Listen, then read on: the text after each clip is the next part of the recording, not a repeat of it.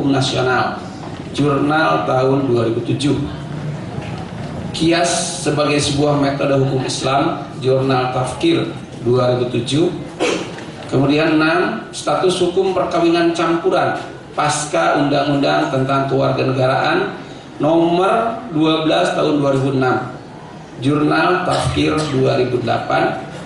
7, kebenaran dan kekeliruan dalam ijtihad, Jurnal Tafkir tahun 2009. 8, konsep syariah dan implementasinya dalam sistem hukum nasional Indonesia, Jurnal Tafkir 2009. Yang ke-9, keutuhan dan kenabian dalam filsafat hukum Islam, Jurnal Tafkir 2010. 10, kekuasaan politik dalam perspektif Al-Quran tahun 2011. Demikian kurikulum PT Pak Undang. Adapun materi nanti akan disampaikan adalah masyarakat madani. Lengkapnya pola hidup untuk mewujudkan masyarakat madani. Untuk para dai-daiyah, sebelum kami mohon maaf kepada pemateri, sebelum corong kami resmi serahkan kepada Bapak untuk menyiapkan materi, terlebih dahulu kami mohonkan perhatian kepada Bapak dan Ibu. Pertama, supaya konsentrasi kita terpusat kepada pemateri, HP mohon di silent atau mungkin dimatikan sekaligus, karena insya Allah pemateri tidak akan lama. Yang kedua, tidak menutup kemungkinan Bapak dan Ibu ada kepentingan ke air, tapi mohonkan Bapak berdiri mohon izin kepada narasumber, setelah itu baru keluar meninggalkan ruangan. Yang ketiga, kami mohonkan kepada Bapak khususnya pada forum yang terhormat ini, mohon dengan sangat tidak ada yang merokok, supaya khawatir karena di sini banyak ibu-ibu mengganggu konsentrasi ibu-ibu. Sekali lagi mohon kepada bapak-bapak, mohon dengan sangat dan dengan hormat pada kesempatan ini dan saat ini untuk tidak merokok. Terima kasih. Untuk selanjutnya kepada Bapak Undang kami persilakan.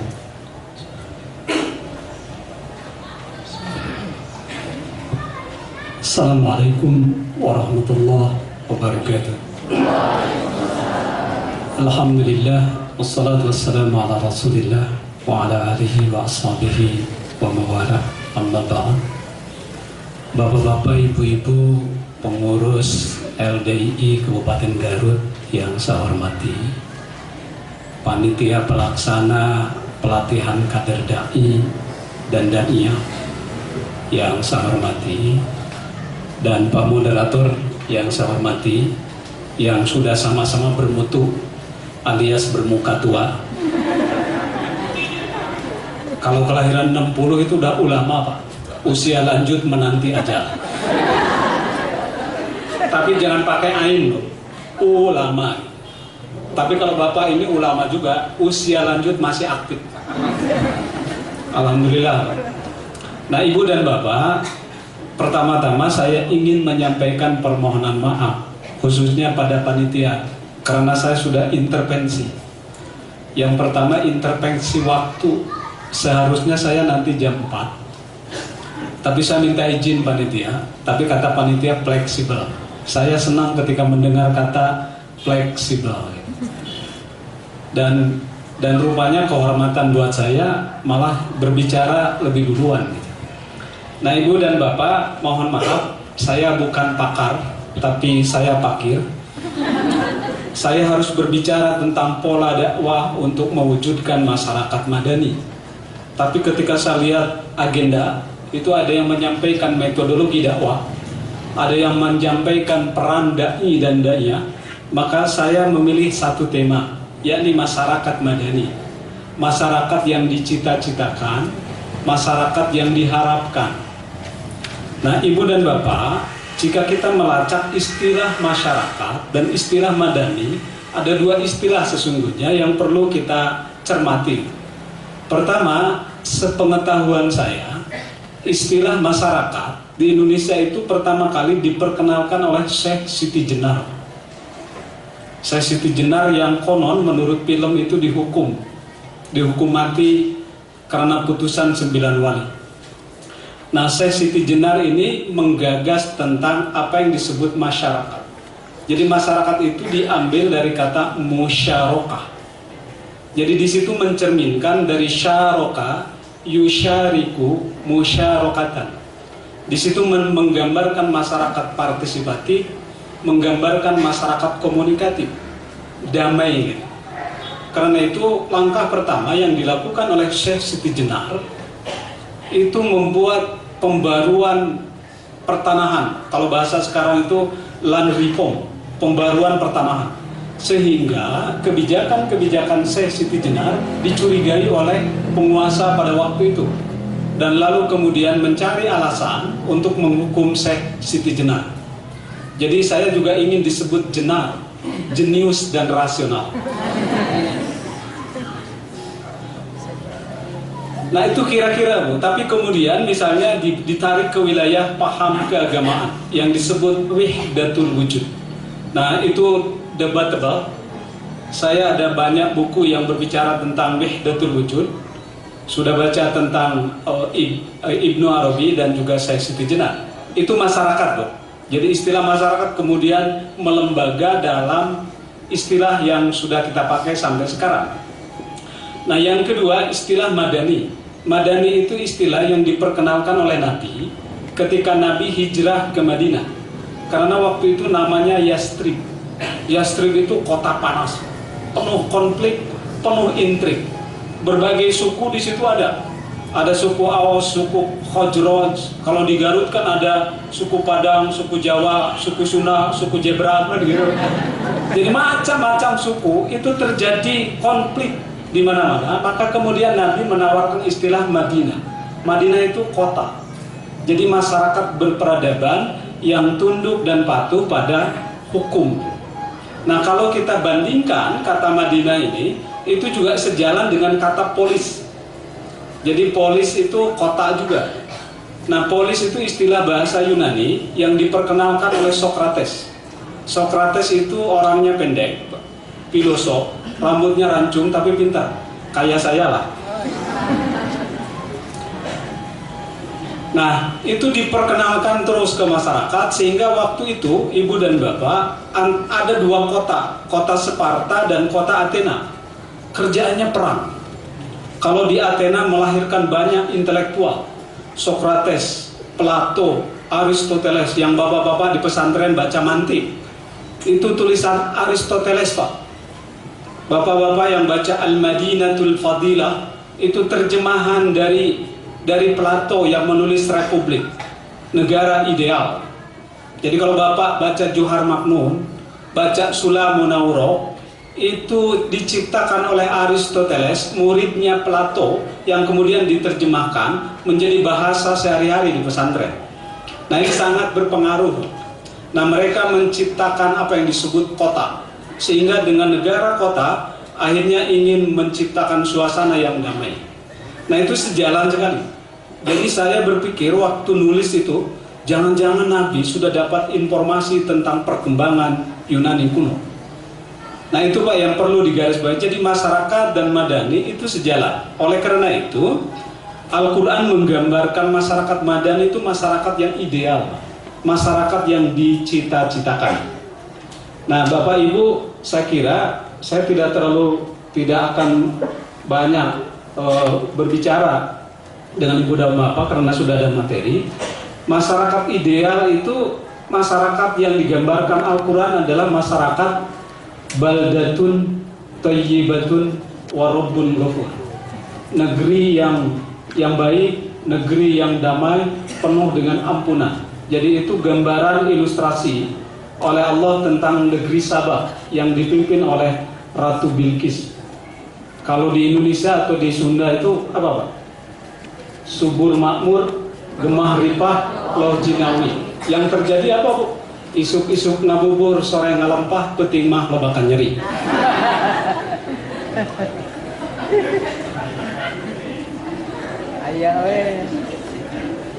Ya, itu yang terjadi Bu ya. Iya. Yang terjadi gitu.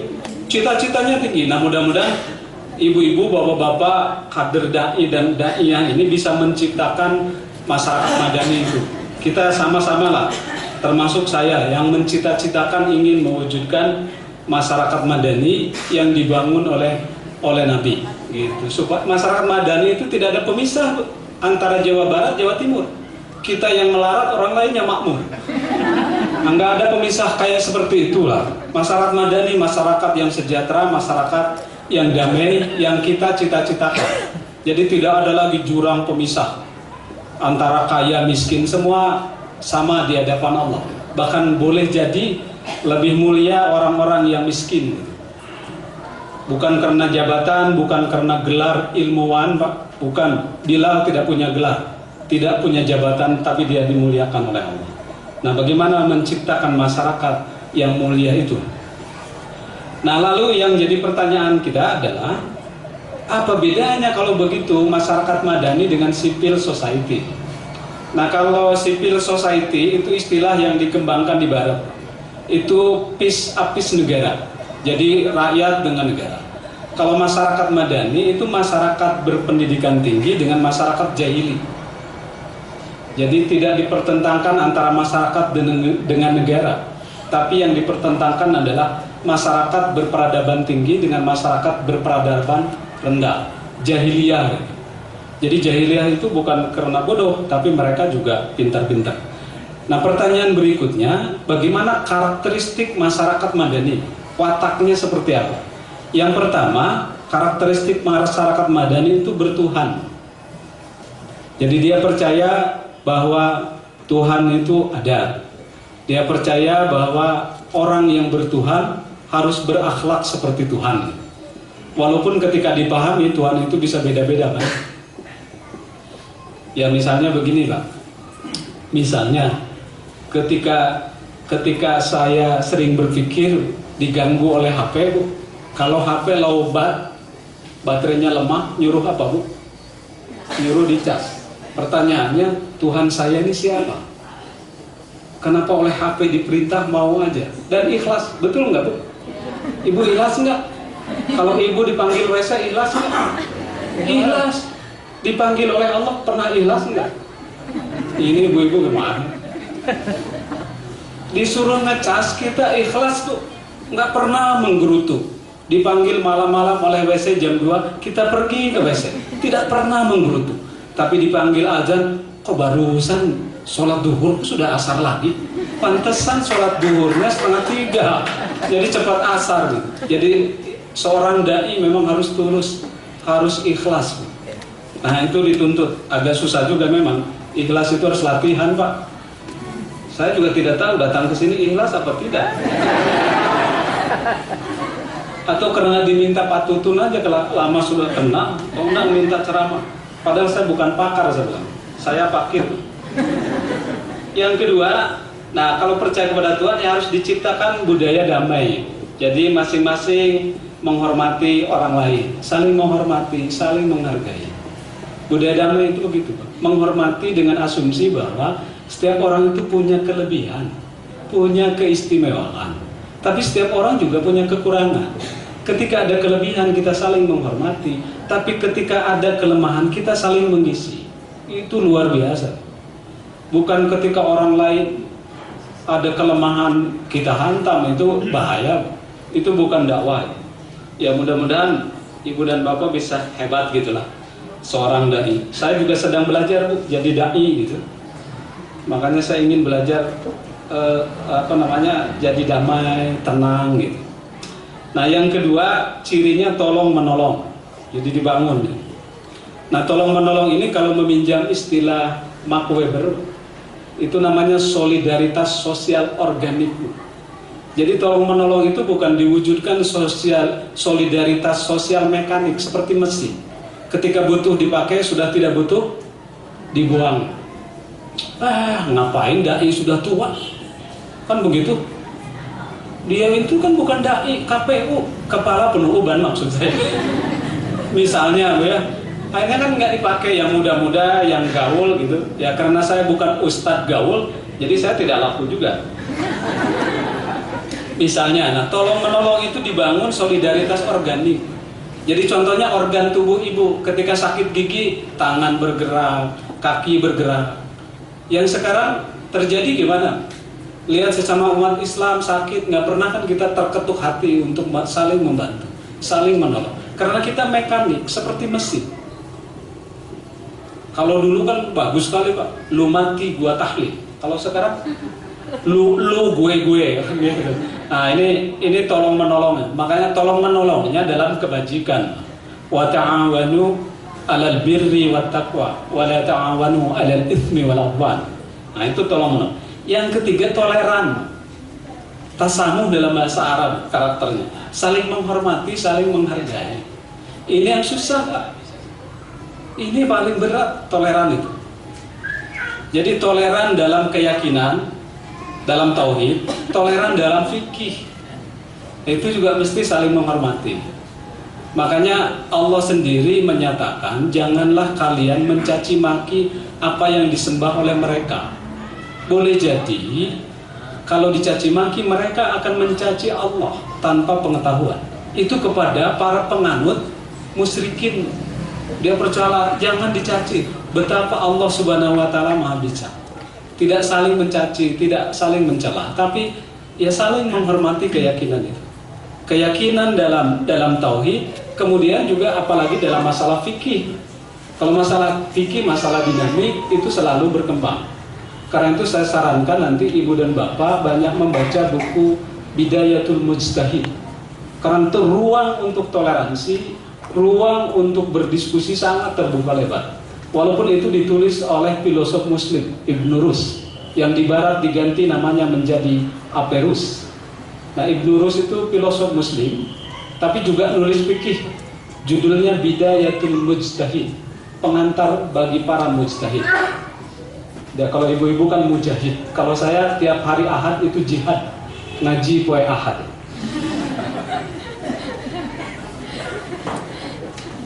Nah, ciri berikutnya adalah keseimbangan antara hak dan kewajiban. Jadi jangan menuntut hak terus, kewajibannya enggak, ya. Kalau kita kan sering terjadi begitu, banyak menuntut hak, tapi ini ada keseimbangan. HAM Barat itu banyak haknya ketimbang kewajibannya. Nah, HAM di Indonesia yang diterbitkan tahun 99 itu, zaman Pak Habibie, itu sudah ada keseimbangan. Jadi undang-undang HAM. Nah, saya juga undang-undangnya ada 2. Cuman kalau ini belum dapat hidayat, baru dapat Suryana. Makanya saya sebut unsur, undang Suryana. Kalau saya unhid, undang hidayat. Mudah-mudahan tidak dolalah. Nah, yang berikutnya adalah berperadaban tinggi. Nah, masyarakat berperadaban tinggi itu sekali lagi taat pada hukum, taat pada etika. Cuman ini persoalannya mungkin nanti akan dikembangkan lewat kurikulum, Pak. Lewat kurikulum, karena bagaimana internalisasi nilai itu sehingga mendarah daging. Bagaimana institusionalisasi melembagakan itu sehingga menjadi kebiasaan. Nah, itu yang akan nanti diselesaikan oleh para ustadz sayap kanan saya gitu. Nah, yang terakhir adalah berakhlak mulia. Ini luar biasa, akhlak mulia. Kalau tadi saya dengar pimpinan menyebutnya akhlak karimah. Jadi bagaimana akhlak karimah lebih menonjol ketimbang daripada yang lain gitu. Karena memang sekali lagi ibu dan bapak, kemuliaan bukan diukur oleh tingginya jabatan. Kemuliaan bukan diukur oleh banyaknya harta benda. Fir'aun tinggi jabatannya tapi tidak mulia. Kemudian Korun banyak hartanya tapi tidak mulia. Bilal tidak punya apa-apa. Luqman tidak punya apa-apa tapi diabadikan oleh Allah. Karena itu kuncinya di akhlak yang mulia.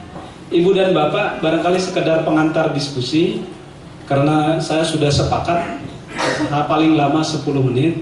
Barangkali itu yang dapat saya sampaikan. Terima kasih atas perhatian ibu dan bapak.